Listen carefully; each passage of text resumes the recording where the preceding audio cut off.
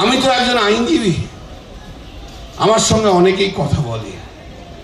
তাদের মধ্যে একজন বলেছে, তাকে যখন অ্যারেস্ট করা হয়েছিল প্রথমের দিকে তাকে বারবার চাপ দিয়ে বলা হয়েছিল, যদি তৃণমূল কংগ্রেসের 1 নম্বর এবং 2 নম্বর লোকের নাম তোমরা যদি বলে দাও, ব্যক্তির নাম, তাহলে তোমাদের জেল থেকে ছেড়ে দেবো।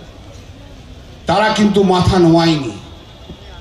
সেই ইডি সিবিআই তাদেরকে বলেছিল, কলকাতা হাইকোর্টের একজন প্রাক্তন বিচারপতি যিনি এই মামলা শুনছেন, তাই তিনি ইডি সিবিআই কে চাপ দিয়েছিল, যারা অ্যারেস্ট হয়েছে তাদের মুখ থেকে পশ্চিমবঙ্গ তৃণমূল কংগ্রেসের 1 নম্বর এবং 2 নম্বর ব্যক্তির নাম বলে দাও, তাহলে তাদের ছেড়ে দেবে।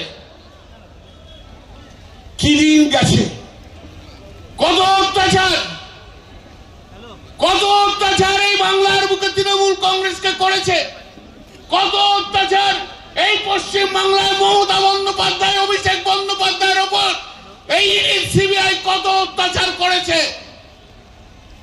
কিন্তু যা সত্য তাই সত্য, অত্যাচার করে লাভ কি হলো? নেমে চলে এলেন তো 12তে, 6 তো পেলেন 0। আগামী 2026 30ও পেরোবেন না, আগামী 2026 30ও পড়বে না। এগিয়ে চলুন, একসঙ্গে লড়বো, আমরা একসঙ্গে লড়বো। শুধু বাংলার মানুষ নয়, সারা ভারতবর্ষের মুসলিম সম্প্রদায়ের মানুষকে নিয়ে আগামী দিনে ভারতবর্ষের বুকে মমতা বন্দ্যোপাধ্যায় তার লড়াই জারি রাখবে। জয় হিন্দ, বন্দে মাতরম।